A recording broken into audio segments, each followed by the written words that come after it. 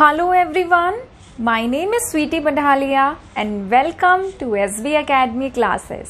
तो हमारे पिछले वीडियो लेक्चर में हम लोग स्ट्रक्चर ऑफ एटम के उस पोर्शन को डिस्कस कर रहे थे जहाँ पे हम लोगों ने ये सीखा था कि अगर हम हाइड्रोजन के एक इलेक्ट्रॉन की एनर्जी निकालना चाहते हैं, ठीक है, तो वो कैसे निकल सकती है।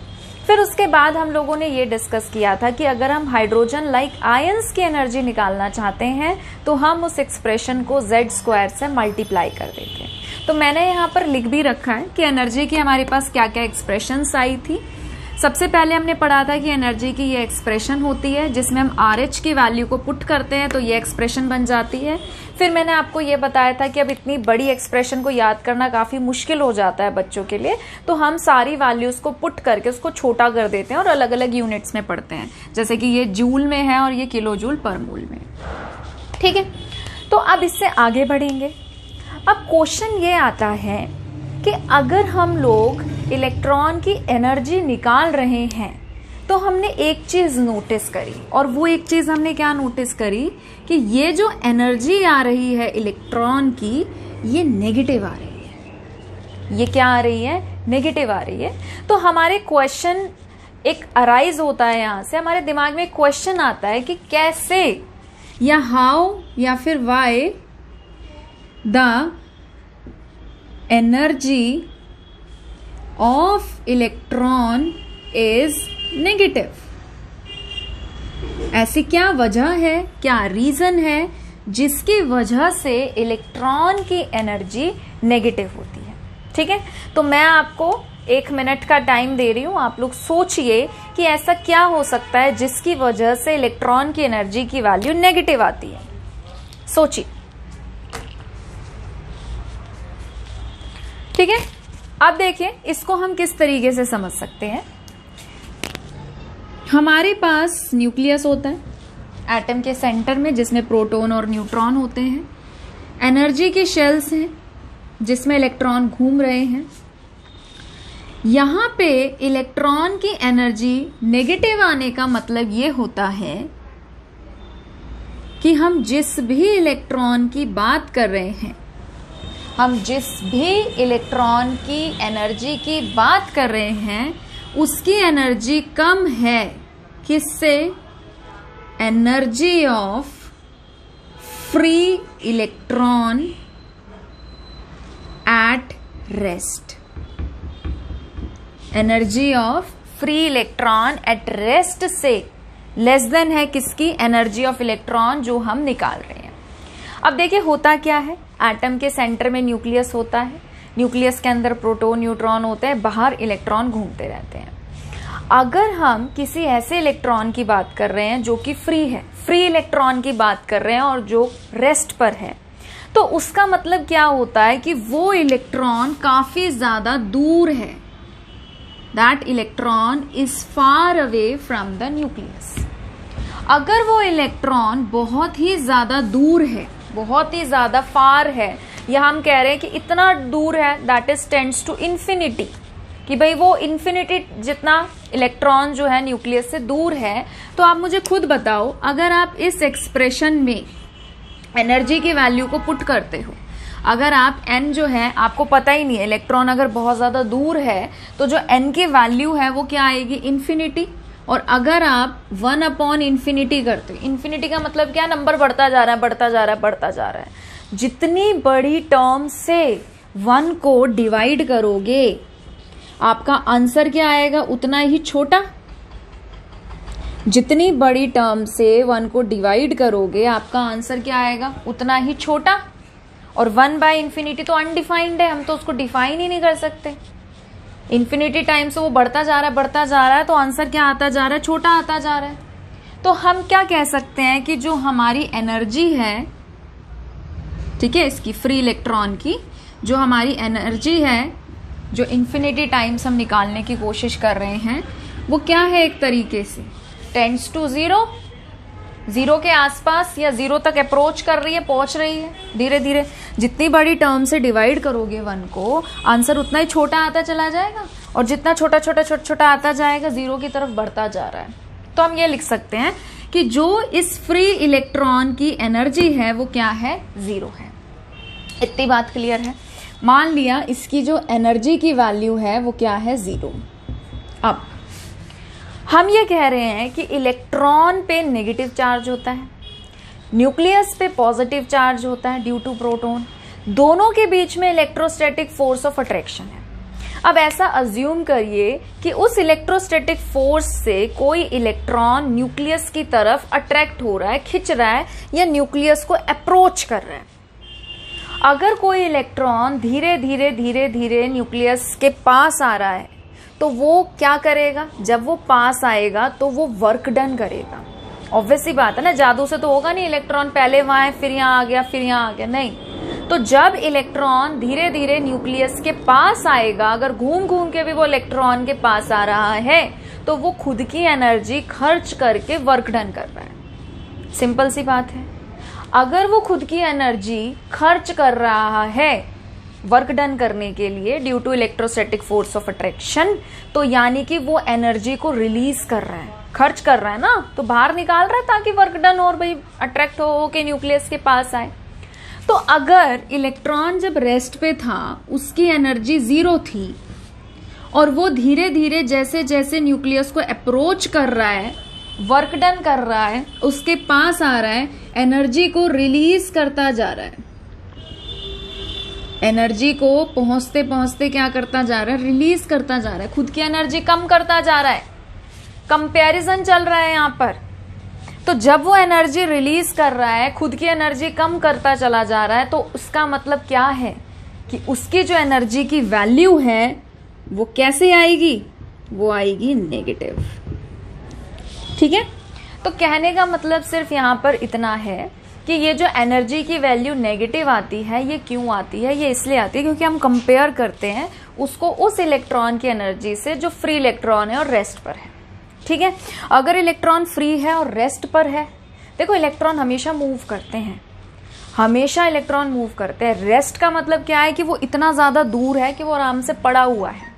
और अगर आप इतने दूर वाले इलेक्ट्रॉन की एनर्जी निकाल रहे हो, ठीक है, तो अगर आप यहाँ पे n की वैल्यू इन्फिनिटी पुट कर रहे हो तो आपकी जो एनर्जी की वैल्यू है वो आएगी 0 के आसपास, इक्वल टू 0 जिसे हम मान लेते हैं। ठीक है। और अगर वो इलेक्ट्रॉन अपनी एनर्जी को खर्च करते करते करते करते न्यूक्लियस के पास आता है तो वो एनर्जी को रिलीज करता है। पढ़ा है ना, एक्सोथर्मिक रिएक्शन भी जब होती है, एनर्जी रिलीज होती है, हम साइन दिन लगाते हैं नेगेटिव।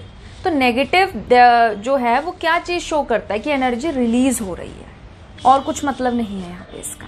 समझ में आया? ठीक है। तो प्लीज इसे नोट डाउन कर लीजिए। ठीक है।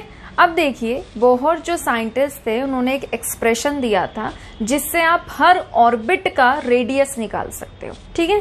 तो उन्होंने बोहर रेडियस के नाम से एक एक्सप्रेशन दी कि भाई अगर आपका nth ऑर्डर है, सॉरी nth ऑर्बिट है, ठीक है, अगर आपका nth ऑर्बिट है तो आप उसकी रेडियस की वैल्यू, ऑर्बिट के रेडियस की वैल्यू इस एक्सप्रेशन से निकाल सकते हैं। फिर से देखिए, क्योंकि ये एक्सप्रेशन बहुत बड़ी होती है तो हम लोग h की वैल्यू 4 पाई m e इन सब की वैल्यू को पुट करते हैं और उसकी जगह हम लोग लिखते हैं a0। ठीक है। अच्छा, z यहाँ पे इंक्लूड नहीं किया गया है। अगर आप हाइड्रोजन के लिए इसको निकाल रहे हो, हाइड्रोजन के लिए क्या होता है, z की वैल्यू 1, तो z की वैल्यू 1 होगा तो ये फॉर्मूला बनेगा। अगर सपोज आपके पास हाइड्रोजन लाइक आयंस हैं, ठीक है, तो वहां पे z के लिए आपको क्या करना पड़ेगा, Rn is equal to a0 n square divided by z। ठीक है। इस z की वैल्यू को यहाँ इंक्लूड नहीं किया है, मतलब यहाँ पे हाइड्रोजन के लिए निकाल रहे हो तो 1 होगा तो ये डिवाइड बाय 1, तो यही आ जाएगा। और हाइड्रोजन लाइक के लिए आपका ये एक्सप्रेशन रहेगा।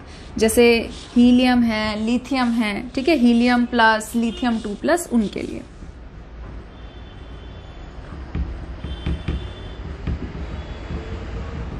ठीक है। और ये जो A0 है, इस A0 की वैल्यू क्या होती है, 52.9 पिकोमीटर। फॉर एग्जाम्पल, अगर हम निकालना चाहते हैं रेडियस फर्स्ट ऑर्बिट का, तो फर्स्ट ऑर्बिट समझते हो ना, ये न्यूक्लियस है, this is first orbit, this is second orbit, this is third orbit, ऐसे सर्कुलर पाथ होते हैं ना जिनमें इलेक्ट्रॉन घूमते हैं, तो इन्हें ऑर्बिट कहते हैं। तो हम रेडियस निकाल रहे हैं बेटा, ठीक है। तो अगर फर्स्ट ऑर्बिट की बात कर रहे हैं तो फर्स्ट ऑर्बिट के लिए n की वैल्यू क्या होती है 1, ठीक है। तो अब देखिए R1 is equal to A0 n square, यहाँ पे पुट करेंगे। A0 की वैल्यू कितना है 52.9 और n1 है 1 का स्क्वायर 1 हो जाएगा, तो कितना आएगा 52.9 पिकोमीटर। अगर आप सेकेंड ऑर्बिट के लिए निकालना चाह रहे हैं रेडियस, तो क्या होगा R2 is equal to 52.9 into में 2 का स्क्वायर 4, ठीक है। तो देख लेना कितना आ रहा है, वो उतना पिकोमीटर आ जाएगा। अगर आप निकालना चाह रहे हैं थर्ड ऑर्बिट का, तो क्या हो जाएगा 52.9 इंटू 3 का स्क्वायर,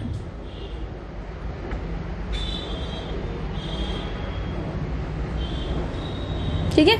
तो इस तरीके से आप इनका रेडियस निकाल सकते हैं। निकालिए कितना आ रहा है।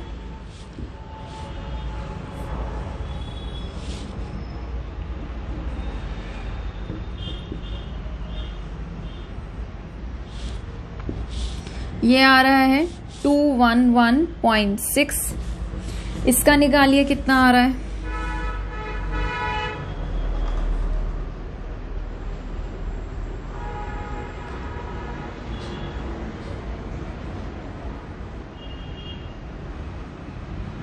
तो इसका आ रहा है 476.1 पिकोमीटर, ठीक है। नोट डाउन करिए, ठीक है। कर लिया नोट डाउन। अब देखो मैंने आपको क्या कहा, मैंने आपको कहा कि अगर आपको हाइड्रोजन लाइक आयंस के लिए रेडियस निकालना है तो आप इस एक्सप्रेशन से निकाल सकते हैं। अब देखो A0 n square, A0 n square ये किसका एक्सप्रेशन होता है, हाइड्रोजन का। तो अगर बाय चांस कभी क्वेश्चन में ऐसा हो कि आपको हाइड्रोजन का ऑर्बिट का रेडियस दे रखा है और आपसे पूछा कि हाइड्रोजन लाइक आयन का रेडियस निकालिए, तो आप इसको ऐसे भी लिख सकते हैं, रेडियस किसका, हाइड्रोजन लाइक का निकालना है, ठीक है। और A0 n स्क्वायर, मान लीजिए सपोज आपको हाइड्रोजन का ऑर्बिट का रेडियस दे रखा है, तो आप यहाँ पे पुट कर सकते हैं हाइड्रोजन का रेडियस, ठीक है। यहाँ पे आप ऐसे लिख लो Rn हाइड्रोजन एटम का रेडियस, ठीक है, डिवाइडेड बाय Z। ये मतलब मैं बस एक बात बता रही हूँ कि कई बार होता है कि हमें इसी की वैल्यू दे रखी होती है और हम बैठे बैठे सोचते रहते हैं क्या करें, कुछ दे ही नहीं रखा। तो अगर आप उसको डिवाइड करते हो Z से, तो भी आपका हाइड्रोजन लाइक आयन जो है उसका रेडियस आ जाएगा। क्लियर है, ठीक है, इतना क्लियर है। अब देखो इस एक्सप्रेशन की बात करते हैं हम लोग। Rn is equal to A0 n square upon Z। A0 की वैल्यू क्या बताई है मैंने आपको, कितनी होती है 52.9। तो Rn को आप पुट कर दीजिए बेटा यहाँ पर 52.9 n स्क्वायर अपॉन Z, ठीक है। ये किस में होती है आपकी वैल्यू, पिकोमीटर में। सपोज आपको इसकी वैल्यू कोई पूछ रहा है नैनोमीटर में, ठीक है। अब देखो जब आप अगर क्या बोलते हैं एक पिकोमीटर को चेंज करना चाहते हो मीटर में, तो आप क्या करते हो 10 की पावर -12 से मल्टीप्लाई करते हो। अगर आप एक नैनोमीटर को चेंज करना चाहते हो मीटर में, तो 10 की पावर -9 से मल्टीप्लाई करते हो। क्लियर है, ठीक है। तो अगर मैं आपसे पिकोमीटर और नैनोमीटर में डिफरेंस पूछूं तो कितने का डिफरेंस होता है, 3 का, ठीक है। तो अगर आप पिकोमीटर को नैनोमीटर में चेंज करते हो तो क्या हो जाएगा 0.0529 n स्क्वायर अपॉन Z, ठीक है। इसे नोट डाउन कर लो, ठीक है। आई थिंक आपको समझ तो आई गई होगी ये वाली बात, बट फिर भी अगर कोई ऐसा बच्चा है जिससे नहीं क्लियर हुआ हो तो मैं आपको समझा देती हूँ, ठीक है। देखो जैसे कि 52.9 n square upon Z picometer होता है बेटा, ये होता है। पिकोमीटर को अगर मुझे मीटर में चेंज करना है, मैं क्या करूँगी 10 की पावर -12 से मल्टीप्लाई करूँगी। तो मैंने लिखा कि 10 की पावर -12 से मैंने इसे मल्टीप्लाई किया और ये मीटर में चेंज हो गया। इतनी बात क्लियर है। अब मुझे मीटर में तो करना नहीं है, मुझे नैनोमीटर में करना है। तो मुझे ये रिलेशन पता है कि 1 नैनोमीटर इज इक्वल टू 10 की पावर -9 मीटर होता है। ठीक है, अब मुझे मीटर को नैनोमीटर में चेंज करना है, मीटर को नैनोमीटर में। ठीक है, तो ये यहाँ पे क्या है, मल्टीप्लाई में, इसे यहाँ ले आओ तो ये यहाँ आके क्या हो जाएगा, डिवाइड में। तो अगर 1 मीटर को आपको नैनोमीटर में चेंज करना है तो 10 की पावर -9 से आप डिवाइड करोगे। आप चाहो तो सीधा यहाँ डिवाइड कर सकते हो, नहीं तो इसको ऊपर ले जाओ, ये ऊपर जाएगा तो क्या हो जाएगी, पावर प्लस की 10 की पावर 9 हो गई। ठीक है, नैनोमीटर इक्वल टू मीटर, मतलब कि 1 मीटर को अगर आप नैनोमीटर में चेंज करना चाहते हो तो 10 की पावर 9 से मल्टीप्लाई करना है। कर दो, 10 की पावर 9 से मल्टीप्लाई, नैनोमीटर में चेंज हो गया। अब बेस सेम है, पावर ऐड हो जाती है, तो -12 + 9, प्लस माइनस माइनस होता है बेटा, तो ये हो गया 10 की पावर -3 नैनोमीटर। और इसको किससे मल्टीप्लाई कर रहे हो, इससे 52.9 से। n² और z तो है ही। ठीक है, तो अब देखो जब इसको मल्टीप्लाई करोगे तो ये क्या हो जाएगा, 10 की पावर -3 है ना, तो 3 डिजिट्स जो है वो छोटी हो जाएगी। तो इसलिए मैंने लिखा है कि जो आपका 52 है ये 529, पॉइंट यहाँ था ना, तो 1 2 3, मतलब कि यहाँ एक 0 और आ गई, फिर उसके बाद आपका पॉइंट आ गया। क्लियर है? ठीक है, अब मैं जितना बच्चों की तरह समझा सकती थी मैंने समझा दिया, तो आई गेस अब तो ये बात क्लियर हो ही गई होगी। क्लियर है ना? अगर यहाँ पे देखो 52.9 इंटू 10 की पावर 3 होता, ठीक है, तो मतलब क्या है कि 52.9 को 1000 से मल्टीप्लाई करते, तो हम कैसे लिखते हैं, 529।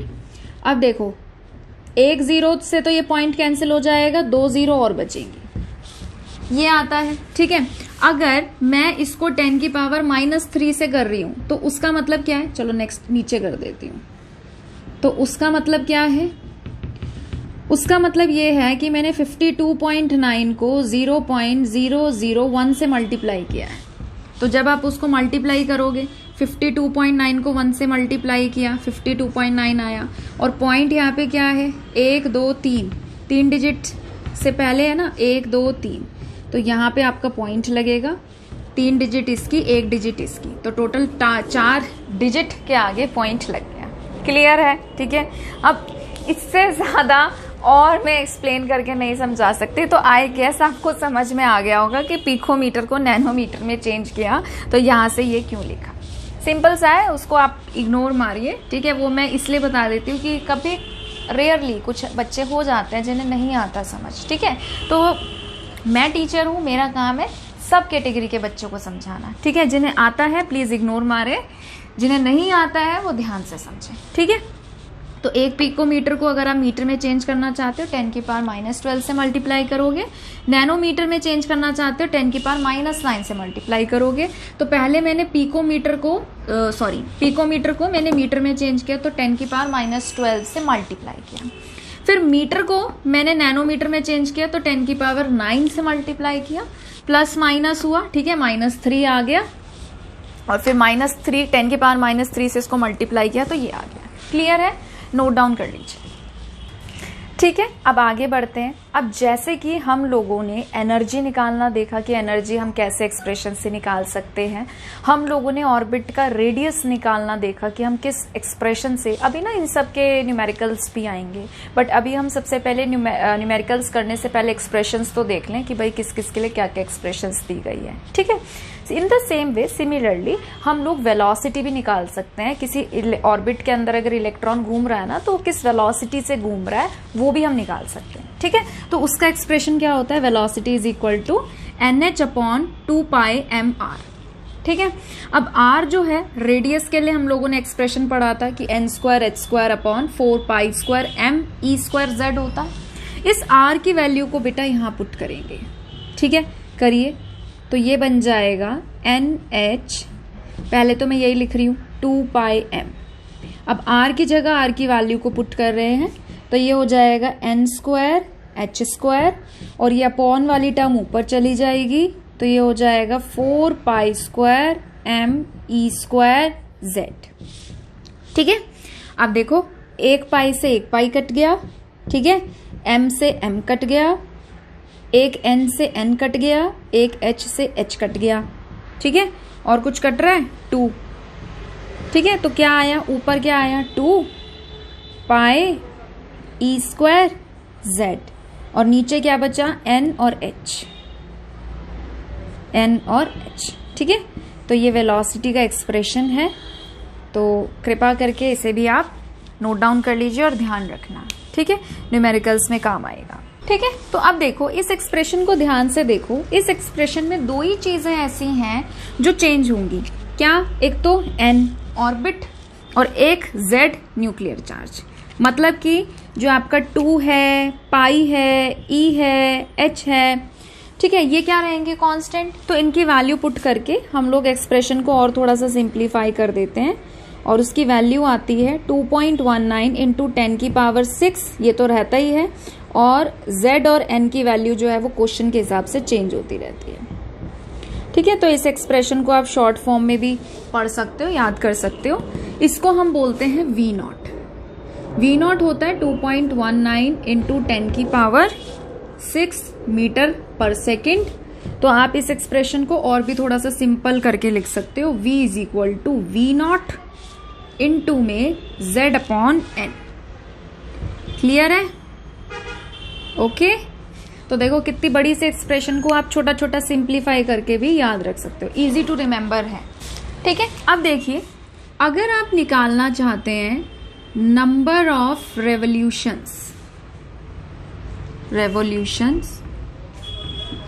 by an electron around the nucleus, अगर आप मतलब पता करना चाहते हैं कि न्यूक्लियस के अराउंड इलेक्ट्रॉन कितने टाइम्स या कितने number of times revolution show कर रहा है, तो आप उसको कैसे निकाल सकते हैं? आप निकाल सकते हैं number of revolution equal to, कैसे निकाल सकते हैं?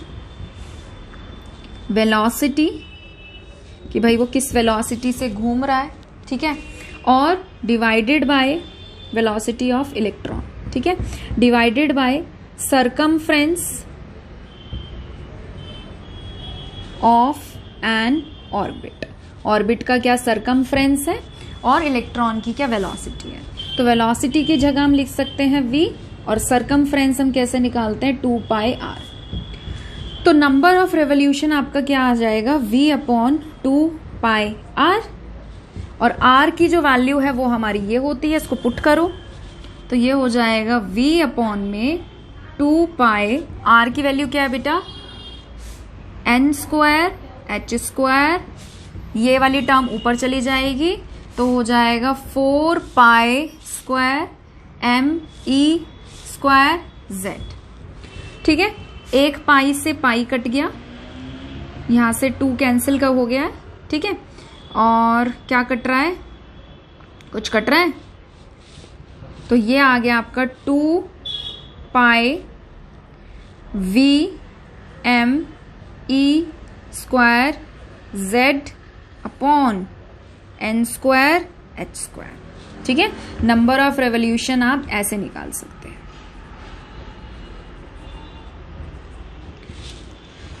ठीक है, इसे नोट डाउन कर लीजिए। तो आज के लिए इतना ही। अगर आप लोगों को ये वीडियो पसंद आया है तो प्लीज़ इसे लाइक करिए, शेयर करिए, चैनल को सब्सक्राइब करिए। जल्दी मिलेंगे एक नई वीडियो के साथ। अपना ध्यान रखिए। Thank you.